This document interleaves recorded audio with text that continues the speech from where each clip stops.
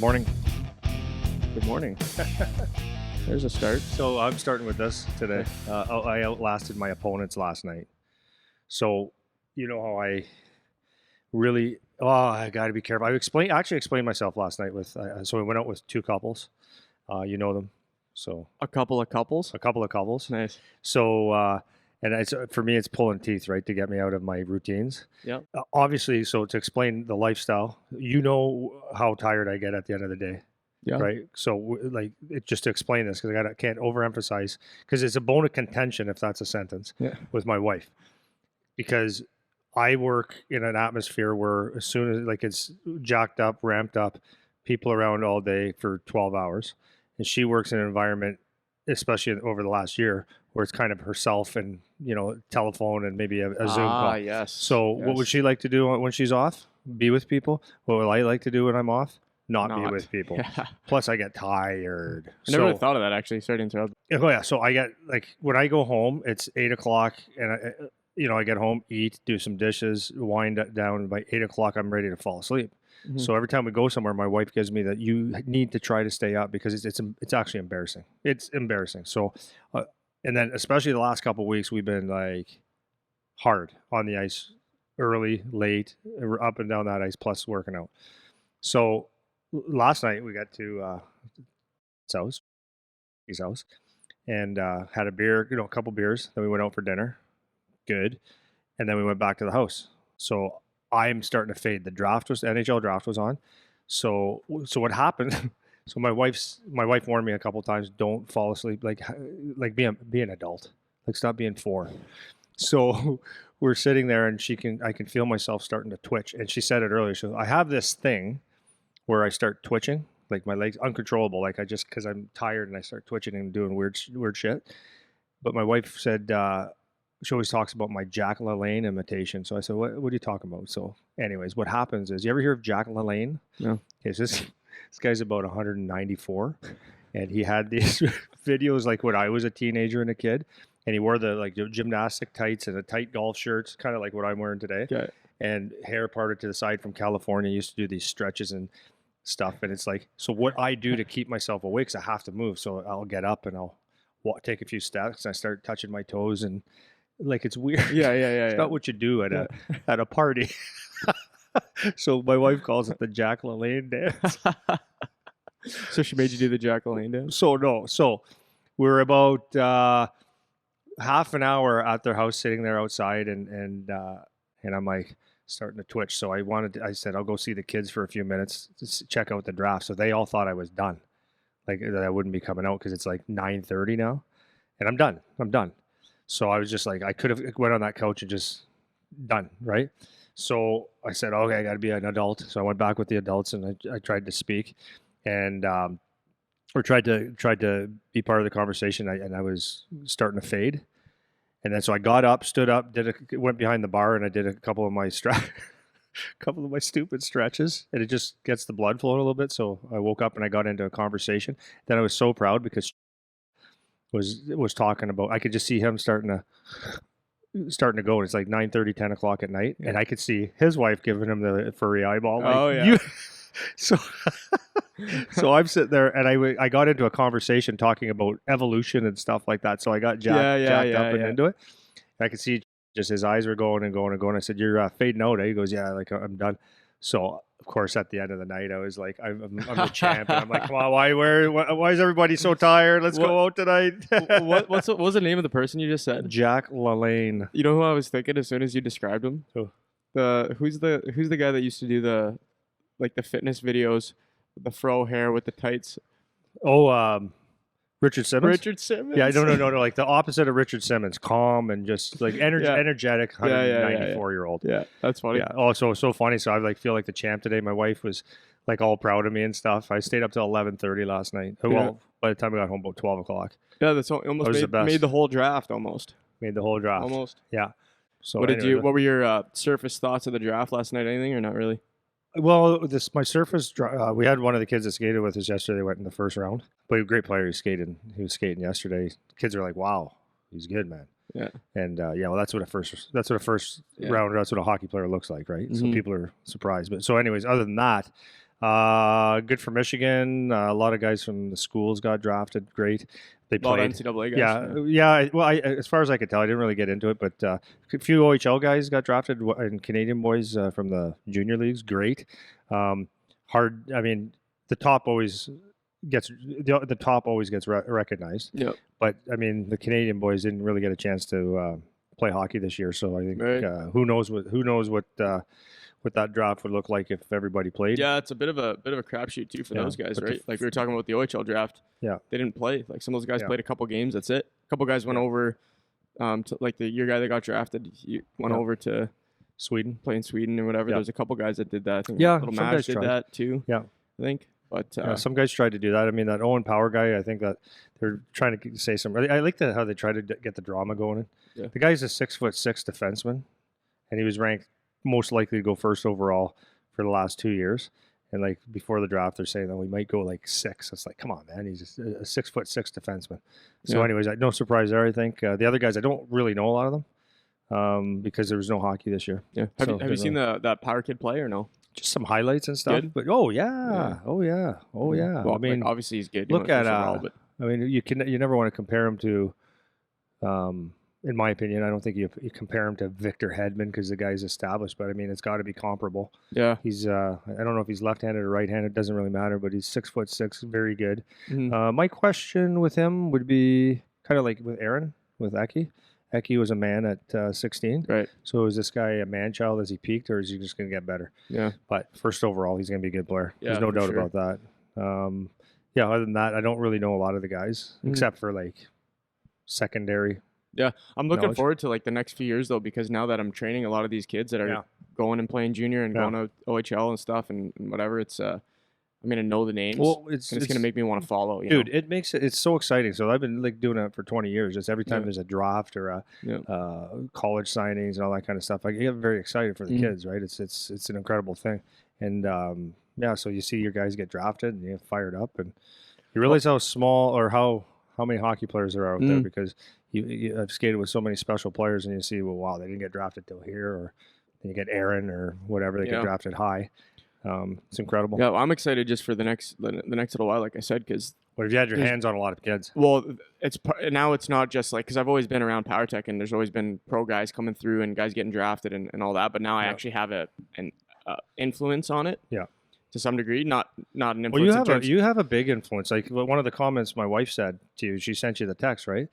Was that how much of a influence you've had on Charlie, and he's even picking up some of your mannerisms and yeah, stuff now, and that's a great thing. Well, you know, another thing I was thinking about too is I was meant more influence. I don't mean influence No, in I terms know. of how they get drafted, where they get drafted. I don't have any influence on that. I mean, just influencing them. I know you know what I mean, but just Yeah. for other people, I you don't come ask me about the draft. I can't do anything. Yeah, yeah. But with some of the kids, what I'm really starting to realize, I was talking to my dad about it yesterday because my parents popped in the other day to check it out, and they Yeah. thought it was awesome. They didn't. Yeah. They've been around, but they haven't really seen me at work. Let's Yeah. say. So Yeah. they got a chance to actually see what we're doing, and they were excited about it because I'm excited about it. Yeah. And one of the things I was looking at is the younger groups now, like the kids that are 13, so that'd be the 07s, and then the 08s, and the kids that are in their band of minor going into band of major minor. We can grab those kids early, and we can put them in this kind of environment. Yeah. Same that as much like as close to Charlie's a good template because he's had the influence for a lot of years, which obviously has been a benefit. So the more you can Charlie be, and his buds, and his like buds his for handful sure, of buds that are actually in it to win it. right? They're head and shoulders, man. Yeah, and they just, there's no comparison. Like No. kids that they come and then don't come, and or they go different places, or they're Yeah. inconsistent, or whatever. They don't have nearly the same level No. of play on the ice, and or personality, character off the ice. Yeah. It's completely different. Like they're Yeah. not even in the same ballpark. No. Like the level of maturity and development and skill level, work ethic, all those things, Yeah. because they're here consistently. Yeah. And that's the thing I'm most excited about, and it's going to get me paying attention to hockey and Yeah. how they progress and how they're how Yeah. successful they become, whether it is with hockey or anything else, but especially with hockey, it's kind of pulling me back in because I've been out of it for like 4 or 5 As years a now, player, where, yeah. where I haven't really been paying attention. Yeah. So I'm excited to get back in because it's really exciting, man. for the It's so kids. exciting, man, Yeah. and it's like you said, you have a huge influence on them, and you can't play for them, and but you put a like from your perspective, you're so dialed in on their training to do the right thing, and you're on them to do it right and properly. I mean, and they get rewarded for doing things right because obviously it's a great thing to be rewarded, but you're also told like how to fix things, Yep. how it applies to all different things. You spend a lot of time with them, and trust me, they love you. Like those kids, they trust you. Like they love you. They give a lot of credit to you, Mhm. which is awesome. And Yeah. you will play a huge role in their life Well, I'll as a definitely hockey try player. to, but they are the ones that have to do the work, right? Mhm. It's real easy to, as a trainer or as a coach or as a parent, even try to take credit for the success of kids that you Yeah, train or coach or whatever, which yeah. which part of it is you, like This part. you are doing a part of it, Yeah, which so like I'm not discounting that. yeah, Obviously, you do have an influence, like I yeah. just said, but at the end of the day, like they have to do the work. They have to Yep. show up. They have to try to get better. They have to listen. They have to try to execute. They have to do all that. And then Yeah, when it's time to perform, they have to perform. yeah, And it goes to a conversation we were having a little bit earlier. Is like there's no space to pretend. And we're talking about a couple guys earlier that's like they come and then they don't come, they show up, then they don't show up. They are kind of half-ass on the ice or pretend or change their demeanor depending on what the group is and yeah, all that stuff. And there's a reason, I was a little bit naive coming into the training thing because you want to believe that you can take every kid and bring them all up to the same level, but it's not up to you. It's up to the kid, so right? 100%. They are the ones that have to do the work. Yeah, So one of the first things I say to guys when they come in here, and you've mentioned Welly saying this, and I'm sure you've said this a lot. It's not my job. It's not our job. It's not your coach's job, your teacher's job, your parents' job to make you want to be here or want to work hard or want to do this. That's not our job. yeah, Like our job is to provide you with a structure of yeah, training that's adequate for what you're trying to accomplish. yeah, And if we can motivate you and help you to develop those other skills, that's a bonus. But it isn't job number one that I get you to work hard or that I get you to lose weight or that I make you faster or I make you better or I make you stronger. That's not up to me. no, It's up to you. You have to do the work. yeah. You give them a hammer, they got to swing it. That's right. So 100%.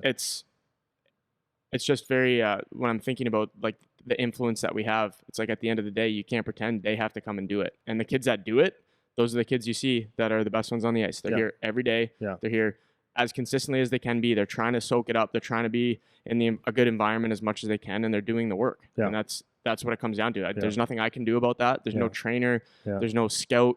There's no coach. Nobody can do that for you. You have to do it. At the end of the day, that's it. That's the bottom line. There's an interesting conversation I had last night with people. I think I might have caught them off guard.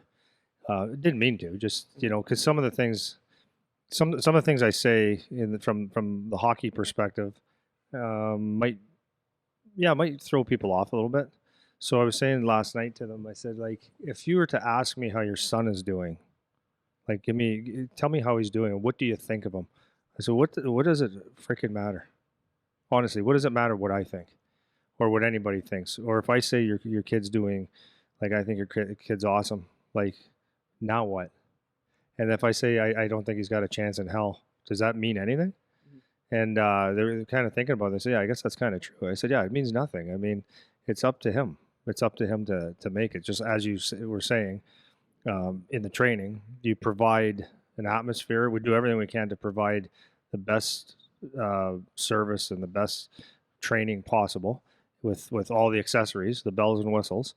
But it's up to the player to do it. So, and like someone's opinion of you doesn't even matter. Right. It doesn't matter. So if when someone says how's my son doing, it's like he works hard, great, but I can't tell you that he's the best ever. And really, who cares? And one of the things I think people get confused with, because I said this last night, I didn't do it for my son, and even if I tried, I couldn't. Like, you know what I mean? Like, not do it for him. I mean, make connections or sell my son. I couldn't, and I wouldn't.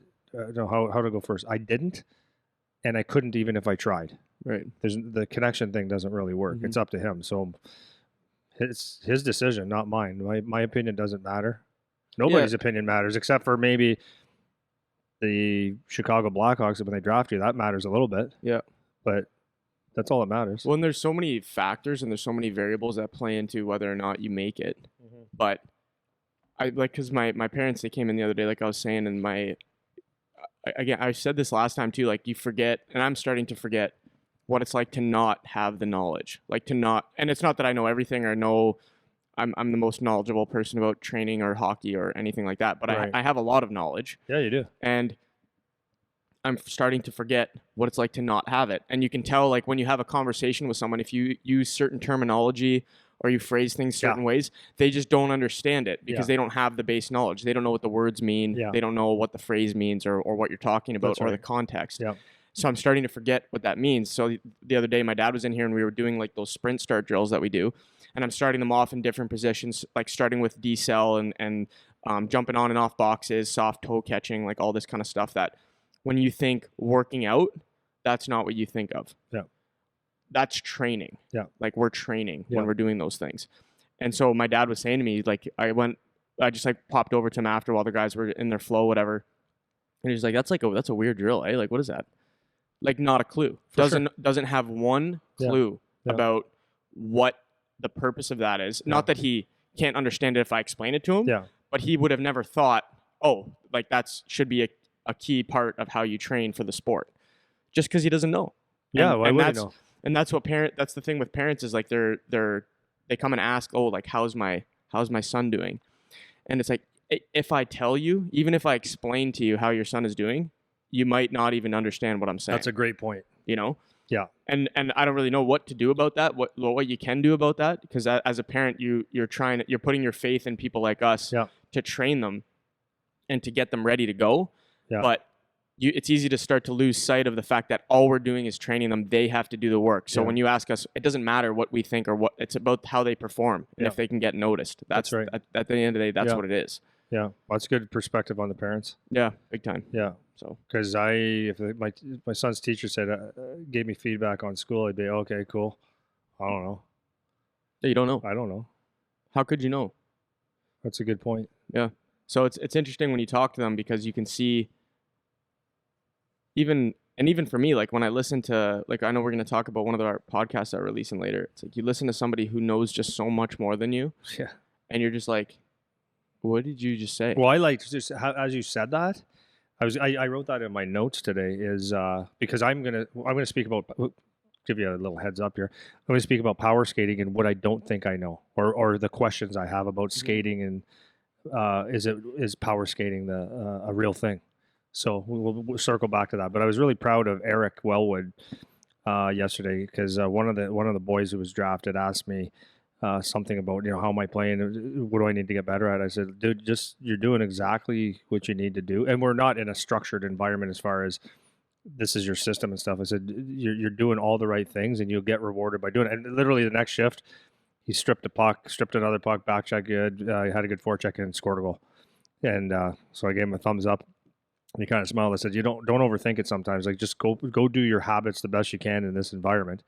But then he went to Welly and asked him, so just to qualify, that Welly was 3 Memorial Cups, OHL coach for like 5-6 years, played in the NHL, understands the game really, really well. And very easy. So the kid asked Welly a question, and I forget exactly what it was. And Welly looked at him, and I was beside him doing something. And Welly's answer was like, I don't really know if I have that an answer. I don't really know if I know. And it's such a nice thing to sit here and say because sometimes you just don't know, or there's so much information that there's different ways that you can slice this question or answer this question. And he just simply said, I don't know. And he goes, and I wouldn't worry about it because you're doing things right. But he goes, I really don't know the answer to that. Would a lot of trainers do that? Would a lot of people do that? Or no. Because a lot of people need to be right or show you how smart they are. But the humility, that's a great thing because a kid could be, so this guy played in the NHL, he coaches in the OHL, and I asked him a question, he doesn't actually know the answer. Or he says he doesn't know the answer. But don't worry about it. It's like, okay, so not everybody knows everything, so you can ask questions, right? Yeah. And it's refreshing because you don't want to have just a bullshit answer so you sound smart. Right. Well, and I'm very aware of that. My mind immediately went back to the training stuff because I'm just, like we've talked about before, like this was my first time really doing my own program for the kids where like I make up all the exercises and the flow and the progression and everything. Yeah. And I'm very well aware that I don't know all the answers to everything. I'm not even close. And I'm trying to figure it out. Like I'm at the start and I'm very open and honest about that. and I'm honest about it with the kids. So a lot of times we'll be doing a certain exercise, or we'll be doing some kind of progression with plyos or something, or the way that I have things paired. Yeah. And I'm constantly looking for their feedback about how it feels and doing my own research to see, is this the best way to do this? Because I know that I don't know everything, and I know that there's better ways. So when sometimes the kids will come up to me, like especially that first group of those really top tier kids that really work hard. Yeah. They're constantly asking like, hey, how is this? Or, hey, what if we start this way instead of facing this way? Or if we start on this leg instead of that leg? Or can we do it this exercise paired with that? Or I don't really like how that feels. Like, why doesn't it feel good? Why doesn't it feel smooth? They ask me these questions a lot, and most of the time, I'll start it off with like, honestly, dude, I don't know. Yeah. So it's like when we do easy examples, when we do those sprint starts, and I put them in different postures to start, or they have to do something before they get into their quick start. Sometimes in my head, the plan of how it feels, or when I do it, how it feels, it's like, okay, yeah, that'll work. Like, that's good. And it fits the theme of the day. Yeah. And like, that's what I'm going for here. Yeah. But then we do it in practice, and they're like, it doesn't feel good. Like, I don't like how it comes off. It doesn't feel like I'm getting better. It just feels kind of awkward. Yeah. And I'm like, okay, yeah, that's. And for their body, it could be different. And that's all that I'm aware of, all that stuff. So when they say something, I'm like, okay, Roger that. And even if it was the best way to do it, if it doesn't feel good to them, then they don't want to do it, number one. And maybe it's not the best for them personally. Yeah. Well, that's my theory on the ice. If it feels, that's how you can correct yourself. If it feels wrong, it's wrong. Right. And the reason things should feel right. Yeah. And the reason that I think like that has a lot to do with when we were talking to Dalton at the start, because we were talking about how he's had all these trainers, these professional, like NHL caliber strength coaches. Yeah. And he's like, okay, so they set me up with this program, and then I start doing the program. I'm like, okay, I don't really feel that. I don't feel good on the ice. Yeah. So is it working? So like, right. if you're doing everything that you have based on what the theory is or what you think is the best progression, but then a kid actually does it and they're not feeling it, you have to be able to say either, I don't know, change it, or have them like play with it a little bit real life, because it's not an experiment. It's not a scientific paper. It's like in real life things could be different. Totally different. So people's bodies are different. People's limbs move different. Their knees go different on different paths. Everyone's on different tracks. And like there's a template of what people can work to more or less that's similar. Yeah. But there's going to be variations of how things feel for different people. Well, you just take the one of the drillish things that I do on the ice for mechanics on skating would be like inside edge, like holding that and then taking it to quick feet, or something where you're loading those legs up. And Dalton was one of the guys that said it when I was skating. He goes, and Webby, big 220-pound guys. They said this kind of stuff is like hard on us, and I'm like, you could just do it, but not really considering that the 180-pound guy that's a shorter limbs is doing that, and it's like they're just bouncing around the ice like it's not a problem. Whereas a guy that's 6'3", 6'4", 6'5", 6'2", long legs, long limbs, and that heavy body, it's a lot of weight to be bearing on those legs. So but if you just sit there, so you have to do it because it's what I think is right, or I know better than anybody. Well, no, you know your body, right? Well, and I had a couple times where that hit me in the last year. Yeah. One was one of our guys that does some of the on ice stuff. He was telling me he went to like a training for something. He was saying that the guy that was teaching the mechanics was talking about how your hands can cross that midline when you're skating. Yeah. And I was always under you want to keep the symmetry, and you don't want to pass that middle point. Yeah. And then I started thinking about it, and I was like, when I cross just a bit, I'm not talking about completely rotating. Yeah, you feel better. But it feels smoother. Yeah. Like that's the way it wants to go. Yeah. It doesn't want to go this way. So don't fight that. Right. Don't fight science. So I'm fighting to keep it this way for the sake of me saying you need to keep it that way. It's like, why? Be right. Another time was you telling me when I was doing those loads, like especially in plyos and stuff, when I'm loading down, to let my back leg cross under. Yeah. And that feels better too. Yeah. Whereas if you try to keep your feet from crossing that midpoint, it feels like I'm doing it on purpose. Like I'm purposely trying to keep it there rather than just letting it flow. Yeah, yeah. So to me, it makes more sense to let it flow. Yeah. And those are changes you have to be able to make. You can't just be rigid about what you think is the right way because of you think it. That's right, 100%. And things are changing all the time. Like, I'm going to get into this a bit later when we talk about speed stuff and whatever, but people talk a lot about like the difference between training range of motion, how much depth you should use when you're doing exercises, all this kind of stuff. Okay. And again, it's all context dependent. Like it all depends on what you're trying to do, your body, like how your things are moving properly. Like another thing that I realized for me is when if I do high knee stuff, if I keep my knees straight up and down, it doesn't feel as good as if I let them go out a little bit angled out. Same with squats. Yeah. I have long legs. So when I go down into a squat, if I let my knees go out, it feels like I have more space to get into my range. Yep. Whereas if I keep it in, I feel locked up. Like I don't have the same level of mobility. And those are kinds of things that you need to be able to, as a trainer, as a coach, you need to be able to understand that, okay, maybe what I think isn't actually working for this guy. And if you don't know, like it would be easy for me to say, well, don't let your arms cross the midline, just because that's what I was originally taught. Yeah, and there's a lot of things that make sense about that. Exactly. And another one is like with hockey players, like the rule of thumb, if you're going to be a good squatter, is get your ass right to the ground. Yep. Okay, that's a good squat. Does that apply to hockey? I think and I know that it's not that beneficial to hockey because you don't use that range of motion getting all the way down. Now, it's good for building strength, but as far as performing in hockey, you don't need to go lower than what you're actually skating. Do you know what I mean? That's true, but then there's also another piece to that. I know. You flip it. I know. Because then there's, okay, but what are we working on right now? So strength or performance? Exactly. I know. Right? So I know. if you're doing performance stuff, are you working into your range? Are you trying to strengthen tendons? Or are you trying to strengthen muscles? What are you trying to work on? Because then it depends. Again, there it is, right? Yeah, everything depends. It depends on what exactly you're training today. Yeah. So I was gonna wait till later, but I'll get into a bit now just because we're on it. So there's two guys that I've come across over the last year that are like they teach completely opposite things. Yeah. Both I agree with and both are correct. So it's gonna go to the range of motion conversation. So it's funny because I post these exercise videos and sometimes I'll get some heat, like people will comment on it like, oh, where's your depth? Like, why aren't you going like ass to grass? Yeah. Or like if I'm doing a bench and I'm only going to a 90-degree joint angle, like why am I not going all the way down? So again, it depends. What are you trying to work on? So there's a guy that puts out some good stuff. His name's Dr. Joel Seedman. And his philosophy, he does strength training. That's important to know. He's doing strength training. And he doesn't let his guys go past 90-degree joint angles. Not like it looks like 90 degrees. It's like your joint is at a 90-degree angle. So whether it's a squat, a bench, any kind of whatever you're doing. Right. So as soon as his guys hit the 90-degree joint angle point, that's it. Back up. We're not going lower. Because, and I haven't looked into this research myself. This is what he says. This is his theory. And there is science to support it. Yeah. I just haven't personally looked at the science. Yeah. But I'm taking his word for it, right. Which makes sense. Is that it's optimal for strength training to not go past 90-degree joint angles. Okay. That's what he says. There's a bunch of reasons for that don't matter. My point is that's his philosophy.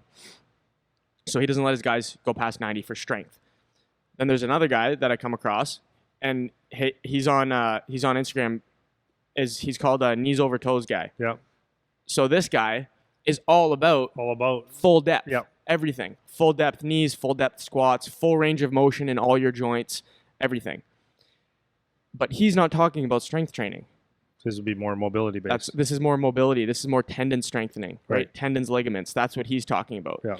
So for me, a common question that the kids will ask in here was, my depth low enough?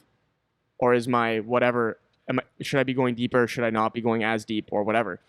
And again, there it is. It depends on what we're doing, right? It depends. Yeah. So for hockey, especially for speed, you think that, and we'll start to get into this power skating thing. I'm jumping the gun a little bit, but we're already on it. So when you're training for speed, you can get speed from obviously your muscles contracting. That's where you're going to get speed, right? Mm-hmm. But you're also getting speed from your tendons. Yep. So you have the force that you produce from contracting muscles, but then you have the elastic force of your tendons around all your joints. So if you don't have strong tendons, then you're losing out on the elastic force that they can produce to help you with the speed. Mm-hmm. So this might be a little too technical. I'll try to keep it like not that technical, but the tendons around your joints, you can think of it like an elastic band. So you think you stretch a band out and it snaps back.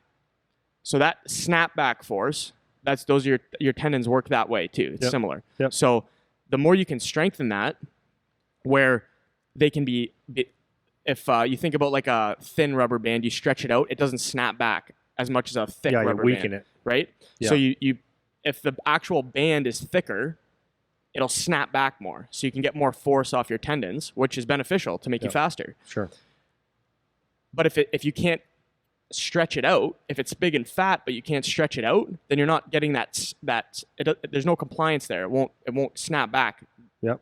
to get that force. Okay. That's where you can start to get injured, because you stretch it out too much and it doesn't have the elasticity, so it breaks. Yep. So all of that is to say, if you're trying to get faster, it is your muscles, but it's also those tendons. Yeah. And you train those tendons through your full range of motion. Right. So you can't say, well, I should only be going to 90 degrees, or you have to go ass to grass all the time. Because if you're talking about muscle strength, maybe 90 degree is best. Maybe that's optimal, so you shouldn't go lower. But then if you're trying to strengthen tendons, then it's like, okay, well, I have to work through the range, otherwise I'm not developing that elastic potential in the joint tendons, strength, right? and the tendon strength. So it's like, what are we talking about? Like, what exactly are we trying to work on? And they're both correct. Neither thing is better or worse than the other. And it depends what you need. Yeah. What are you good at? Right. And I know you got a couple points on that. It's like nutrition. It's like, you're eating for performance, or you're eating to gain weight, or you're eating to lose weight. Like, it depends on what you're trying to do. So did you say I had a couple points on that? Yeah. Well, why don't we start getting into the power skating thing, unless you had something else you want to go to before that? Well, I know I was jumping the gun a bit. No, that's okay. But I did want to say there's the one thing I want, just going back, and we're going to jump into the power skating, because that's my question now. Yeah. Is doing, when we're skating, it's funny. Eric and I were talking, Eric Wellwood, not you, because you would know, but Eric Wellwood and I were talking about the other day, and he said, what's funny, and I find being around this is I'm learning a lot from being around the younger kids and just seeing the different ages and where 1 year to the next makes a huge difference in development and skill, like everything, right? He goes, well, the one thing I've noticed is, like, he's a sports fan. He's a pretty good thinker. And he said, I've noticed that, like, if you ask an NHL hockey player, let's say the Calgary Flames, I think that's where Lucic played last year. That's what came to my mind. If you say to someone, like, because he would be a bottom tier player in the NHL now, right? Not before, game changed and stuff. If you ask an NHL player, like, how good is Lucic? They would say, man, the guy is, like, it would be all compliments. The guy's an animal. This, shoots the puck, whatever. And it might confuse people because, well, he's just a tough guy. If you ask a soccer player about his teammates or someone they play against, it's always complimentary because they respect a baseball player, guy smashes a ball like no one has ever seen. You don't hear them say a guy's a shitty player.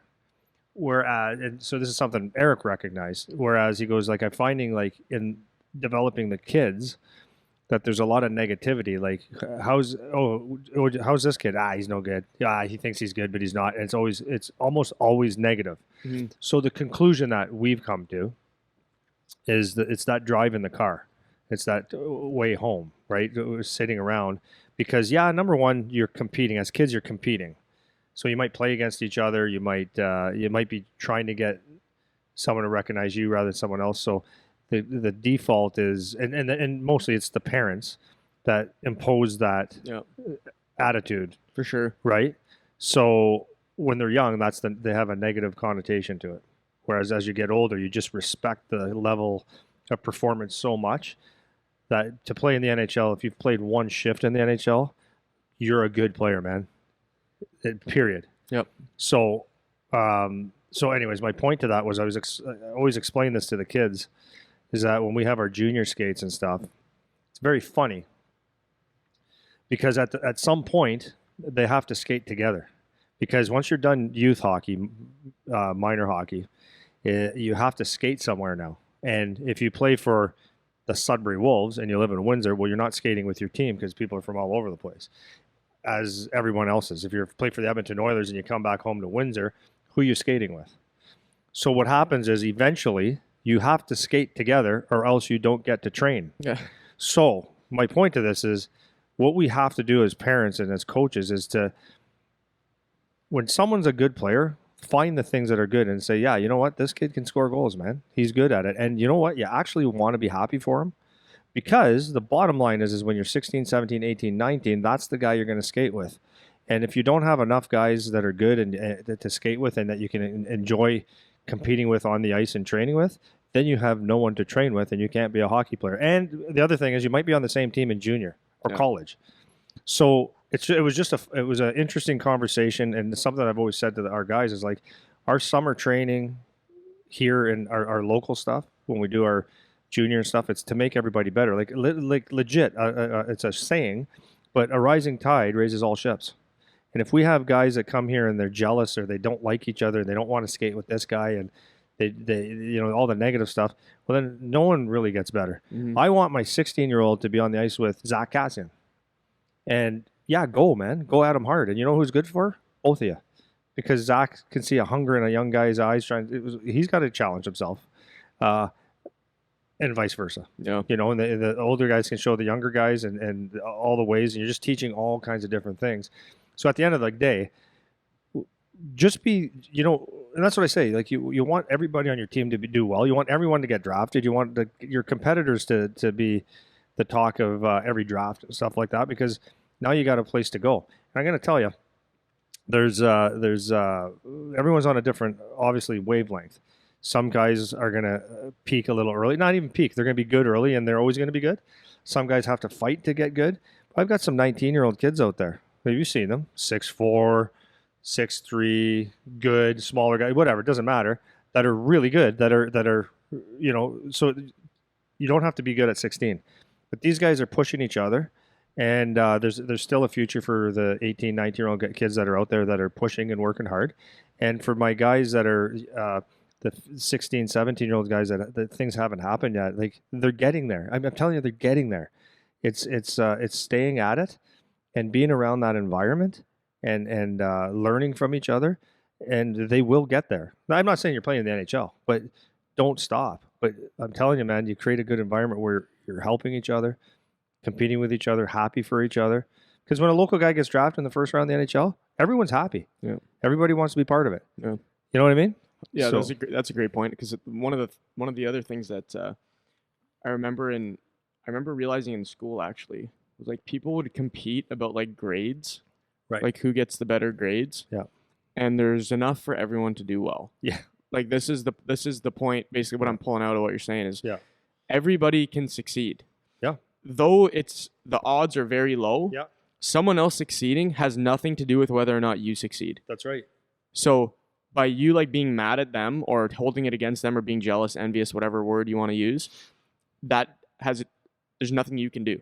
Right. Right. It has no effect on you how well they do. Like because they get noticed, that doesn't mean they're taking your opportunity. No, absolutely not. That just means you aren't as good as them, or you haven't performed as well as them when it counts, or whatever the situation is. So, like, think of it. Here's an example you could use. Like, so on your team, whoever the best player is, it's like, oh, they get all the notice, they get all the praise, they get all the opportunities, whatever. Okay, if you take that kid off your team, you're still not going to get noticed because you didn't get noticed with them on your team. That's right. So, and in fact, if they are actually a good player, it's probably more likely that you get noticed with them on your team. That's right. So it's a competition in the sense like you guys want to compete to make each other better, but you're not competing like trying to like I'm only happy for you if you don't do as well as me. Happy for you, but not as long as it's not better than I do. That's right. So it's just not the way that you train, because then, like you said, you need a place to go train that's high quality. And if you isolate yourself from groups like that, then you're not getting invited to play. That's right. And then you have nowhere to go. But it's a wonderful thing. I mean, I've obviously seen this for years and years and years. Like when I had my pro skates forever at 12 o'clock in the summer times, all the kids would come out and watch. What's so great about that is, like, I know they're kids and they're looking at a guy with an Edmonton Oilers jersey on, or a Montreal Canadian or Buffalo Sabres, and they're like, wow, that guy plays here. That guy's, what's his name? And they see that. Well, first of all, they're little kids and they just see wow, that's cool. I saw an NHLer. But subconsciously, I believe, is they're watching really good hockey players. But subconsciously, I think they go, oh, it's here. Like there's NHL guys in Windsor, and they meet them a little bit and they watch them, and it's like tangible. That could be it's me. Like, that maybe I want to do that. And then if that guy's nice to him and taps a kid 14, 12, 8, taps them on the head and say, how you doing? And just talks to them a little bit. And then they have fans, but it's a trickle down. And then when Charlie got drafted, it was really neat. Like you have the ability to have a ripple effect, right? And especially if you're a good dude, but you have the ability to have that ripple effect. So like one person doing well, it trickles out throughout the whole community. And like, so when Charlie got like the '06 is really like, there's a lot of kids on the '06 teams, like a year younger than Charlie, that they really like Charlie, but he skates with them and they're like, okay, I want to keep up with him. And other guys, I'm using Charlie because he was a high pick and stuff. Yeah. But now his good personality and his likability, these kids, and he tells them like, oh, this is what happened. He's not bragging. They'll say, oh, like he's got his sticks and his skates and all that, his equipment. They're, oh, that's really cool. So he talks to them and he makes it real for them. Like, oh, that's what happens. Yeah, like work hard and like it's really cool, man. Yeah. And these kids have a believability, and it's like very, very important that the more that we can, jam these guys into these sessions or 2 sessions or whatever, and actually intermix them a little bit, life becomes real. Yeah. And it's like I can do it too, and then you have some, maybe even some role models. Yeah. So And it's a thing that I just, hard concept because we're ego-driven people. And do I want my son to be the best hockey player in the whole world? Yeah, I do. But if Seabass or Doyle or any of the boys happen to be better, like I'm actually happy because it's competition, it's good, and it's local dude. Anybody, man. Yeah. It's good. yeah, and it brings everybody up, is, like we're it's saying. good. And I made this point I think a few episodes ago we were talking, but the other day I was talking with some of those the top like '07 kids, Yeah. and just letting Some them nice know, players are. holy, Nice kids too. and good kids, like they're kids. good kids, and Mhm. there's a lot of space between 13 and 16 when you get your first draft, and Yeah. then from 16 to 20 it keeps going, for you to be like corrupted as a person. Yeah. There's a lot of Yeah. space for you to get in a bad environment, get in a bad atmosphere, do Very something much. that's, whether it's at home, at school, your friends, whatever. And so one of the points I made to that a couple of those top '07 kids is like, because I want them to be here and I want them to be in this kind of environment as much as they can, because they have some potential. Like it looks like they could be good players and they're good people. And it's important that you create that environment, whether it's physically or virtually, like we talked about before, through like consuming good information and on your phone, like only follow good things and pay attention to stuff that's helping you in the direction that you want to be going and that kind of stuff. And you try to grab those kids early, and because then, like the point you just made, then they're around some of those pro guys. Then they're around kids that they see like their dream doesn't have to just be a dream. Like it can go from a dream to a goal. Yeah. Like now it's a goal. Now it's something that I'm not just playing pretend in my head. And when you're 13, like that's one of the things I said to them when I was talking is, I don't know how much you guys think about the future. I don't know how much you guys like how much It's hard thought, to imagine at 13. because you're a kid, and like I've said 10 times, I forget, like I don't remember exactly, but I know when I was a kid, all I could think about was playing at the highest level possible and playing in the NHL and running through my head, winning the Stanley Cup and all those things. And it's like, you guys can do that. Like you can do that. And the more you're in an environment where that's all that is going on, the more likely it is that that's just the natural progression for you, where you just go to the next level and go to the next level and go to the next level, because you start to get climatized. Like you said, rising tide raises all ships. It's like everybody starts to be at a certain baseline just because you're here. So here's something that's another layer to this that it's actually bothers me a lot.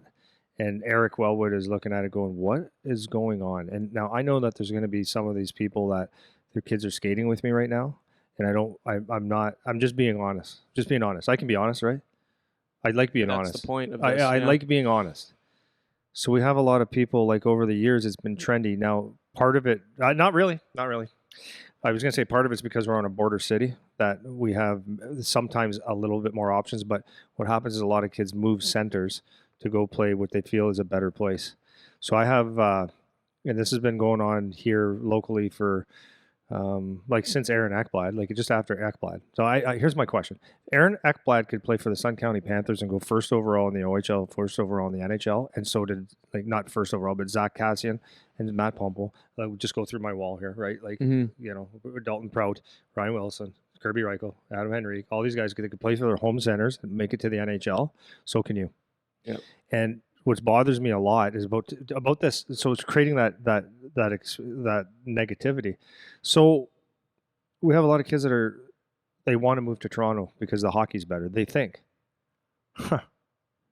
or they want to play on a better team because they don't like their coach or they don't like their teammates. They want to go to Detroit because it's only like half an hour away and play in the U.S. because it's better. They think, but it's not. Like in some ways it is. Like okay, if I'm going to make an argument, the two best leagues in North America, in my opinion, for AAA hockey would be Detroit area and Toronto area. Just it is. It is what it is. But that doesn't mean that that's where you have to play to be a hockey player. If you live there, great. So we had, one of the coaches was talking about like coach in Waterloo wants to take some of the kids. He's recruiting from all over. So when you're skating with your kids, your buddies at home, the message that you're sending when you're wearing a different uni, if you're wearing something from Detroit and you play in Windsor and you played with these kids for 3-4 years, what's that message? How are these kids supposed to be happy for you actually if you do? It's like you're saying, screw you, you're not good enough. And are you? My kid did it. My kid played on a team, like his coach told him yesterday. Actually, I'm going to repeat a conversation his coach said, because some guys are looking at leaving and stuff. And he said, Charlie, you know what? Like you came to that team when they won 3 games. You stayed with that team, and you were a very, very huge part of making that team be the team that only lost 3 games. That's what a hockey player does. If it's good enough for my son, it's good enough for anybody.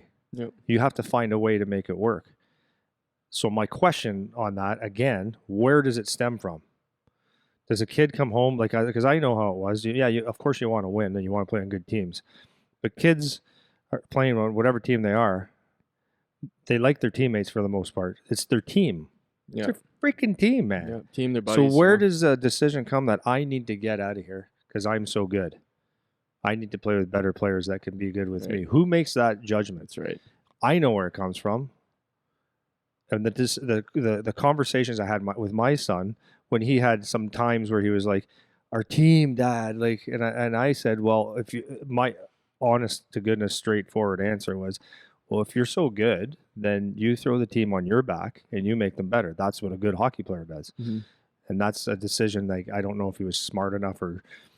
I don't know if he made that decision, but he took the information and he said, okay, and he liked his team. He was just saying, I'd like to win more. Yep. I said, well, that's on you if you're so good. Yep.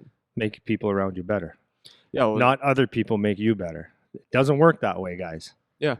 And just to steel man the argument, because people can, like you said, make the argument that the other leagues are better or whatever. Sure. But they can also make the argument that like their coach is a terrible person or that there's like no one else on their team that is good, so it'd be better if he jumps to another team. Like you can try to make all those arguments, like, and they do. That's what people. Yeah. That's the rationale. Like people are going to listen to this and be like, "That's exactly the rationale.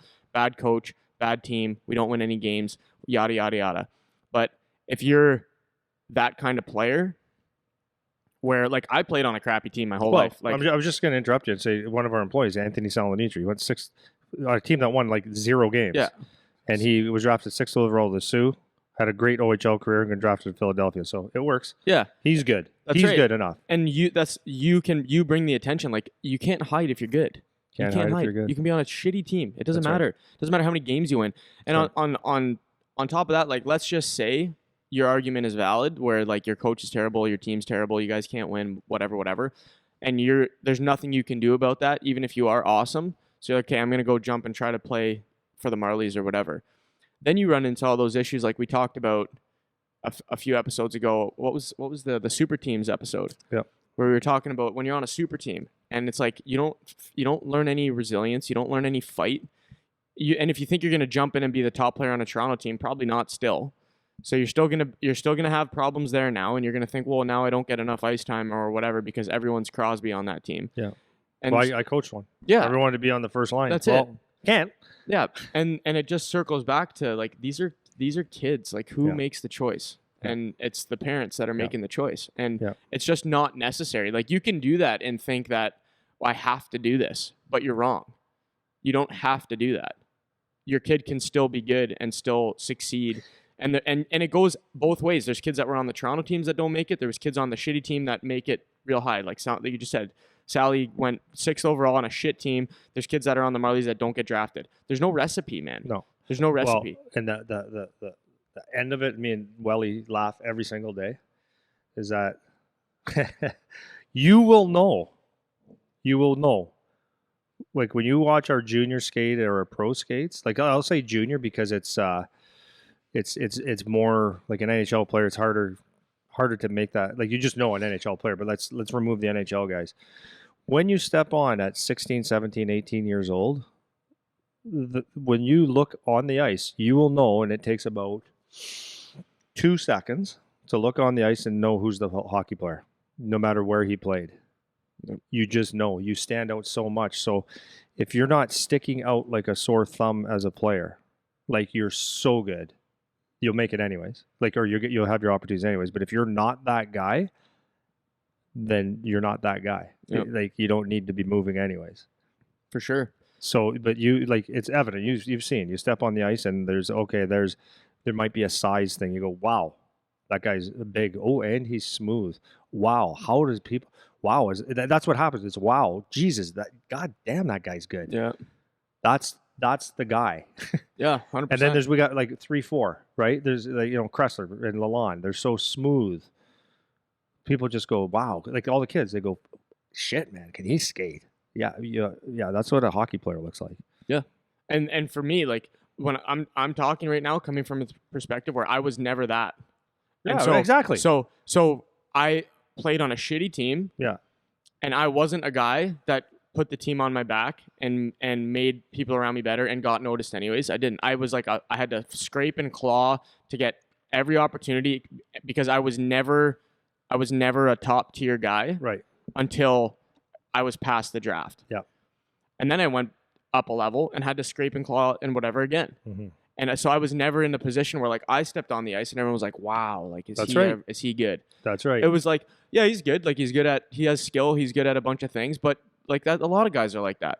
Yeah. Vanilla. It's a bucket of vanilla. So at the end of the day, it's on me. Yeah. I was not the guy that could do that. I didn't make my team better. I didn't take my team from the 2-15 season to the 15-2 season. That's right. I wasn't that guy. That's right. And I could have went to Toronto and I could have done all these other things. And maybe that makes a difference. Maybe it doesn't.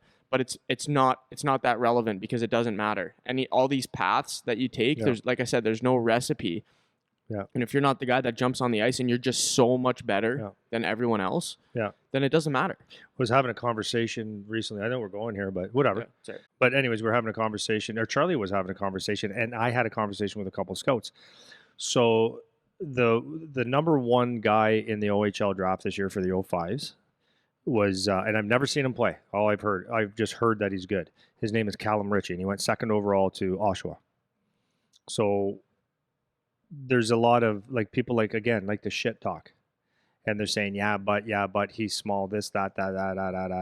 So the people that Charlie talked to, that he talked to Evan McGrath. Evan was actually skated with him once because we didn't have ice, and really nice guy.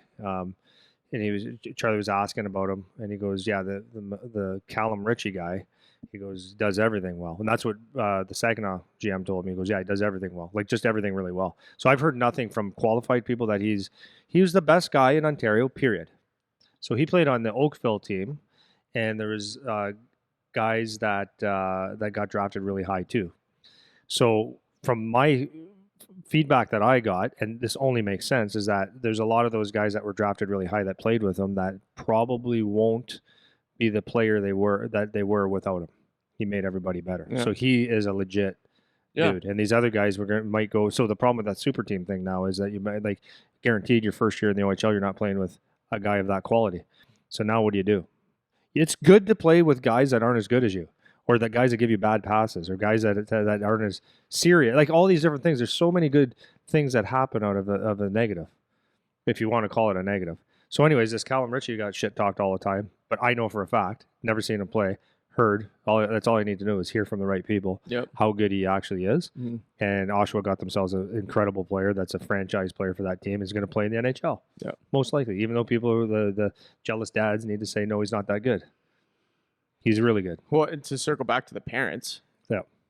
So you could jump to like, so there's some kids that we know that have jumped to different teams and they end up getting drafted higher or whatever, and they got more opportunities because they played or better. But it also goes the other way. Yep. So it's like, if you're gonna make a choice, like I'm gonna move my kid across the province or wherever because he needs to play hockey on a better team. Yeah. It's like, what is like the risk reward here on this? And it's like some of these kids, like if you do that, it's still incredibly unlikely that you ever become a pro hockey player. So it's like I think I'm going to move here because he for sure will do better doing this. And you're spending all this money and you have to find a place for him to live and change schools and jump through hoops to try to get him on a better hockey team when he's 13. It's like, dude, he could just as easily be great. If he's going to be good, he's going to be good. Could be good. Like that's it. If he's going to be good, he's going to be good. Well, I look at, like, I didn't really want to say anything, but I'm going to say it. I look at Logan. Logan, hey, he was drafted last night. So here's a guy that is a local guy, and 6'3", shoots like Shea Weber. He's smooth. He's a good hockey player. And actually last year he didn't really play. Like he played, he's got 4 games in the OHL with London under his belt. And he was drafted in the first round, and he made some mistakes, I will say. So in those mistakes, he still was drafted in the first round. Yeah. So you can't hide a good player. You can't. No matter, he screwed up on many levels here, and he didn't really play a lot last year. And you know what? When he steps on the ice, everyone goes, Jesus, he's good. For sure, man. So he could have played. He could have played for the Puce freaking River Rats, if that's a place. He would have been drafted because you can't hide a good hockey player. He makes everybody around him better. Yeah, changes the game. We touched on this before too. Everything surrounding that fact is not relevant. Right. It doesn't matter. You play, you make a difference. That's it. If you're not good enough, you're not good enough. If you're good enough, you're good enough. It doesn't matter where you played. They find you. Mike Snee made this point. We were talking about college guys. Yeah. You can get a scholarship from anywhere because you can't hide. Yeah. They're going to find you if you're good enough. Yeah. And if you're not good enough, then you're going to be that guy on the line that always talks about how some circumstance screwed you. That's right. And at the end of the day, it's like you were in a vanilla bucket, and sometimes the vanilla guys get picked, and sometimes they don't. Yeah. And you didn't get picked. You were vanilla. It doesn't matter. And that was me, vanilla. Yeah. Good, not great. Yeah.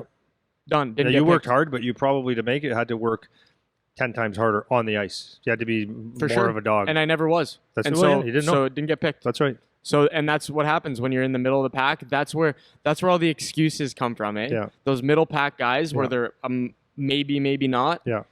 They're the ones that they think they're good enough, which they might be good enough. Yeah. But they're just as good as everyone else. The other dime a dozen. Right? There's a million kids just like you. Yeah. So you just didn't get picked. You didn't get picked this time. Yeah, and that's what happens. Yeah, and there's some good players, like, or we have a goalie. No, I don't want to say his name, but he's really good. Really, really good. Unfortunately, at the NHL, probably even the OHL level, it's not going to work. As good as he is, there's holes, right? And he's not Jonathan Quickness. Or Jonathan Quickness. That's amazing how I just put that together. But he doesn't have the agility and the quickness and athleticism of Jonathan Quick. So he can't cover those holes that he leaves open. So guys that are good shooters, they snipe. So as good as he is, kept his team in games and all this stuff, the next level is like, it's a different animal, basically man. not going to happen. Yeah, different animal. If he's 2 inches taller, that kid, or 3, whatever, if he's now just a taller guy, he maybe plays in the NHL. And it's like, not because he's not a good goalie. He's a great goalie. Yeah. But he just has, instead of leaving this much space in the top corner, he leaves this much. Yeah. And the holes are a little bigger. And yeah. it's just, it keeps you away from being great. Yeah. So. Yeah. No, that's a great point, man. Yeah. That's a great point. Okay, so I'm going to let you kind of guide me a little bit here. Yeah. So I was thinking, and Eric and I were having a conversation with Braden Kressler. Kressler's a great skater. Yeah. I threw out a comment saying, I got a question for you, Welly. I said, here's my opinion. I don't think power skating is a thing to actually help a player. Yep. And he goes, interesting you say that. So he goes, tell me about it. Like, what do you think? He goes, because I'm on the same page as you. I said, well, I think a hockey player, like the skating itself, there's a framework that, like, kind of like your body, like it moves the right way or it doesn't. You have speed, which I believe you can work on speed. But your mechanics as a whole, I don't know how much a person can change. So especially as you get to 16 to 20 years old, 25, like because and the reason I say this is because I actually think about things. I don't just take the common words or the common uh, the theme of the day and say, "Oh yeah, that's Yeah. what we do now." That's, "Oh yeah, you got to go do footwork." That's what all the coaches say. Yeah, you work your feet. Yep. What does that mean? So when it comes to power skating, I was like, I question it because I've been doing this for a long time. I did it myself. I was kind of like a natural skater. I'm a great skater. Thank you very much. No, but I'm a good skater. There's Yeah. nothing that I never took a power skating course in my life. And then I watch other people that it's just unnatural and they're just not pretty skaters. But what I always found happens now, no, okay, so I'm going to qualify it a little bit. So my question is, who is a good power skater? I'm asking this like I'm not talking. I'm not telling anybody It's what's right and it's a what's real wrong. question. I'm asking a real question, and I would like feedback from somebody if they can give it to me. I think I know my answer, but so and I'm excited because Charlie's going to have, I guess, a top power skating coach when he goes to Guelph, and I can't wait to pick her brain. She was a figure skater, right? Barb Underhill does some NHL teams and stuff. So I'm actually anxious to pick her brain because I've asked players, I've asked figure skaters. I said, what makes a figure skating coach good for hockey? I've never heard an answer I like that makes sense Mhm. because people don't give good answers. It's weird. Yeah. So my question is where does good power skating come from? I'm not convinced that you get it on the ice. Now, back it up a bit. I do believe 1,000% that there are mechanics that you need to teach, like as far as posture, you're learning how to get your full stride, what types of side of the blade, all those kind of things. efficiency, Yeah. yeah, like getting deep, doing edges, and really, really, really working on for hockey. My opinion is decelerating, so you change direction. So there's an art to that, and then your quickness. There's an art to that a little bit. Turning art to that, and of course some single leg stuff. But from my opinion, from my perspective, that's right, would be everything's done slow. And another perspective is like, okay, when I watched, I had my ways of doing things, and then I would watch or try to learn from a figure skater, and I'm like, okay, to me it doesn't make sense. And I'm not saying this negatively. I'm saying it doesn't make sense that a hockey player goes out without a stick. Number two, no, that's number one. Number two is that when I watch, it's always done slowly. Okay, but I understand the concept of slow, smooth, fast, or Yep. muscle memory and stuff. Okay, Yep. I get that. But I find figure skaters skate standing straight up mostly, not in the same hockey stance. And then I find they go backwards. So I don't understand the correlation, except for they do a lot of edge work. But again, the edge work is done through in a slow fashion. Mhm. Now, Braden Kressler, who's a great skater, he said he got a benefit, but I don't know if he's right, and I don't know if he's wrong. But he said what he got out of a figure skater, power skating coach / power skating coach was the ability to do one push and to stay on an edge, and like actually that one push and glide lasts for a long, long time. Yep. And I don't know if that's something that he wants to believe or it's beneficial, because I have my own theories on that. So that's that part. So where I believe that you can be a better skater, and I feel my proof is number one with my own kid, because we did mechanics, but we didn't do, and we do now. I do speed stuff on the ice, but it's not by default. It's by design, but it's. I'll get into that after. Yeah. And then the last thing is, I believe that it's done in the gym or off the ice, Yep. mostly. Mm-hmm. Okay, so I think there's a benefit to, because I don't know the answer either, but my perspective on it is there's anyone who's doing skating, there's benefits to different styles of skating. So you take a figure skater, for example, Yep. a lot of their stuff is like long, fluid strides, smooth, Yep. slower, and I don't know anything about figure skating, but I've seen it, and that's what it looks like. So for somebody who has, let's say, like their stride is too short, or they have like a specific issue that can be addressed in that domain in terms of like we need to stretch things out, Okay, we need to have a perfect. longer, then Perfect. that could make sense. Perfect. Yeah. But as like, I think the way you're talking about like power skating, like as like an all an all-purpose training style, like you have to do your power skating. It's like, okay, what does that actually mean? Like, what are we actually working on? So if you're talking about, so we hired a figure skating coach, or it doesn't even have to be a figure skater, anyone, and we're just going to do 2 power skating sessions a week with our team. To me, it's like, okay, like, what is the goal? Like, what are we working on? And it goes back to my it depends thing, right? Yeah. So it's like, what is the point of what we're trying to do? So, and that's so individual to each person, each player. I don't think there's just always a benefit to just doing power skating. So if you take someone who's already a very good skater, like mechanically they're very sound, and they all their limbs move efficiently, and their stride is efficient, everything is good, their posture is good, then like, what is the benefit of continuing to do power skating sessions? And I'm obviously that's right. Yeah, obviously there's times where like you want to tighten up your technique, and so you might mix them in, like especially maybe after your off or at the start of your off season when you're just starting to get back on the ice. You want to do some technique stuff and just get your flow back and all, and that makes total sense. But to say like, okay, we need to make sure we keep hammering power skating twice a week to do, as an example. It's like, okay, why though? Where if the goal, let's say for most people, is like, okay, I want to get faster. It's like, okay, is that type of work? So using the figure skating example again, and this is a genuine question. I'm not saying I know the answer. Yeah, no, these are real questions. Right. What is the benefit of doing like a power skating session for speed? Right. Or whatever. Right. So I don't know if I'm trying to get faster, and that's to go to your point when you're talking about work in the gym. That's where I think you're talking. Well, I know you're going to get into it in a bit, but there's some factors you can use that will get that sorted out for you in the gym, right? Yeah, 100%. Yeah, so like if you take Welly, so Welly, it was in total agreement with me, and several people are, but he was in total agreement with me. Like, well, you take Sally just walking in. Yeah.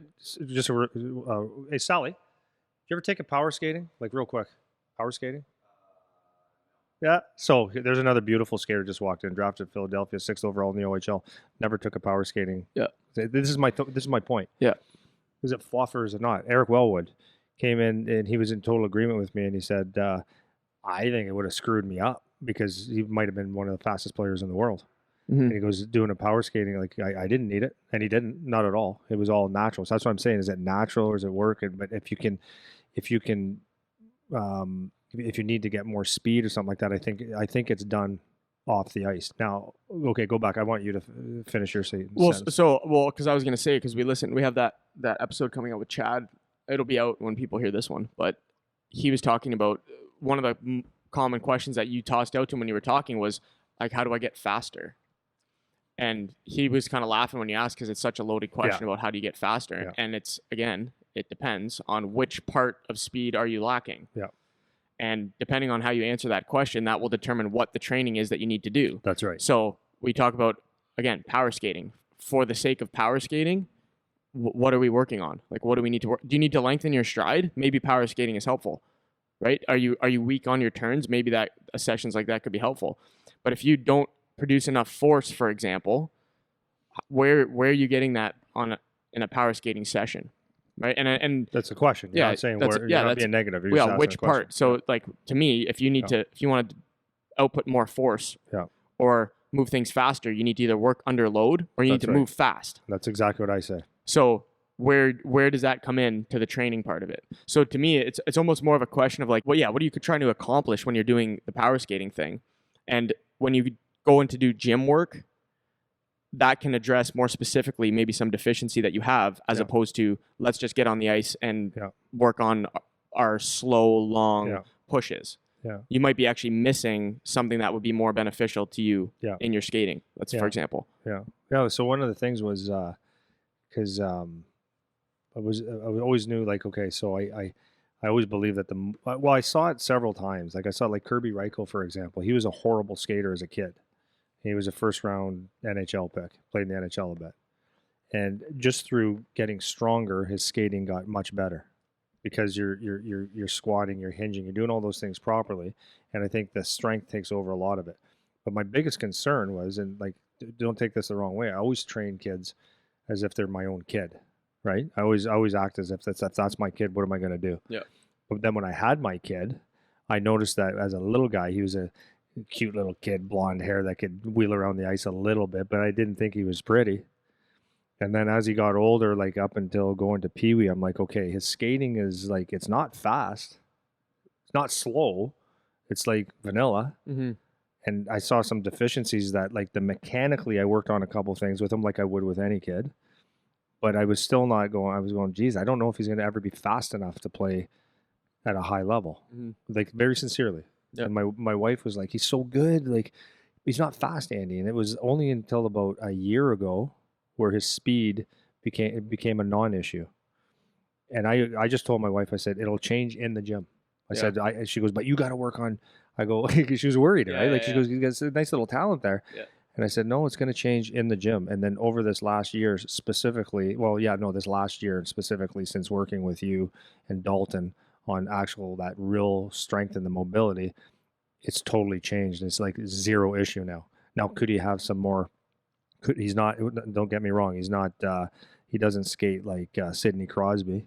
Doesn't have that explosive real quickness, but he's got. It's not an issue anymore. Yeah. So it's something to work on, which we will. But it was fixed in here. It was fixed Yeah. in the gym, off ice stuff. I'm not saying here. Your off ice stuff Well, and mostly. the reason that can make sense too is because if you're not strong in certain positions, right? Like so it goes to the posture thing in your mechanics. So if your Yeah. mechanics are off and your posture isn't great, That's right. it could be because you haven't practiced skating enough. That could be a reason, or skating properly enough, Yep. or it could be because you have certain weaknesses and you compensate by going to the wrong posture. Right. So for in Charlie's case, for example, maybe because he skated enough. So people will be like, okay, well, how come his mechanics were off? And it could be because maybe like his glutes weren't strong enough, That's or his right. hips weren't mobile enough, there you go. or whatever it is. There it So is. he gets stronger, and now he finds it easier to sink into the position that he needs to be in when he's pushing Bingo. off or whatever. Bingo. So, like to me, it's so individual. Like Yeah. what do you need to work on? So Yeah. when you're talking about all the on ice stuff, for example, and you need to do. Chad, this is another thing Chad said. Like you need to be in your environment to do it, and you need to Yes. move fast to go fast, and you need to practice the exact mechanics of being on the ice to be a good Yeah. skater, obviously. Yeah. But that may not be your issue. It could be something that is better addressed off the ice because you're missing something, whether it's a stability thing or it's a force production or velocity production Yeah. thing. Those are things, or your tendons aren't strong. Like those are all Yeah. things you can address in the gym. Yeah.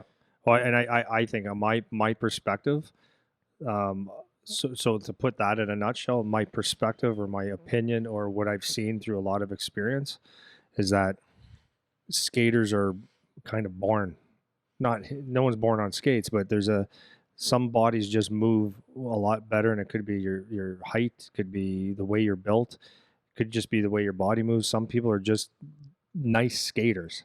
There's a kid that was out the other day. He's a beautiful, beautiful skater, and he didn't do power skating at all. Doesn't really work out. He just can skate beautifully.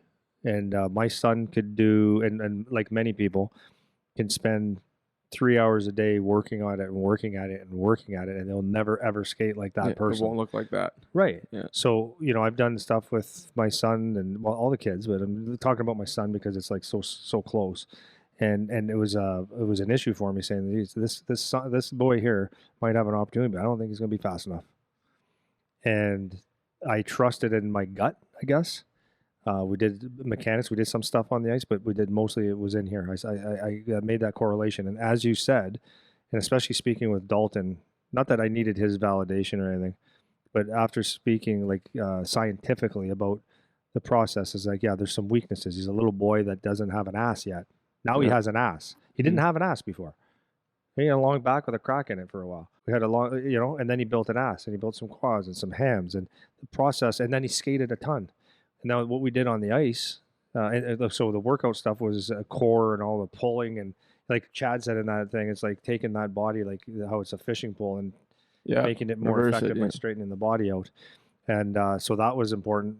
So, but what we did on the ice was stuff like what I call like the flying sprints that we talk about in track. I learned that from a track guy, actually Dave Steen.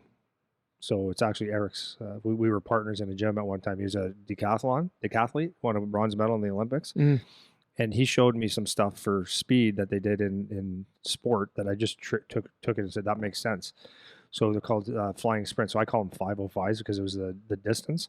So what I would do is I'd start someone off slowly, hit the center ice line to the far blue line, and that would be your sprint, hard deceleration, sprint back to the center ice line. So it's just that small Right. area, and that was your speed work. And it was speed and deceleration. So I did stuff. I've done stuff like that. I've done single leg stuff with really good posture, but changes speed. And I think that stuff was effective. And then also some continuous long, hard striding and stuff like that. But I still believe that people are natural, more natural than that. So, but I'm really, really anxious to sit down and talk and speak with Barb, the skating coach in Guelph, I think she does Tampa and Toronto. Yeah. And just kind of pick her brain because I'm really, really, really willing to learn this. Yeah. Well, I think I'm right. Yeah. Because there's a lot of things like even like, so just sorry, I'm sorry for cutting you off. One of the things that I've really year after year after year realized more and more is that it's not the stick handling. Like you need to have some good hands, but actually you do and you don't. What you need to do is know how to have the softer skills. The softer skills and learning how to play is what makes you the player, not necessarily the fancy stuff. Yeah. So I find that the power skating stuff is a thing that hasn't evolved into something. I mean, I could be, someone could go, Andy, you fell off the turnip truck. Yeah. You don't know what you're talking about. Well, I believe I do. Yeah. I think I'm gonna wrap it here just because of all this stuff going on. But I think just trying to start like a conversation about it to see what people think, because I would be interested to hear like other people's perspectives on that as well. So we'll wrap it there, and then we'll see kind of feedback we get on it. Yeah, that's cool. Yeah, that's cool. But I have some ways of doing what I think is right, and yeah, but let's do that. Okay, sounds good. All right, sweet.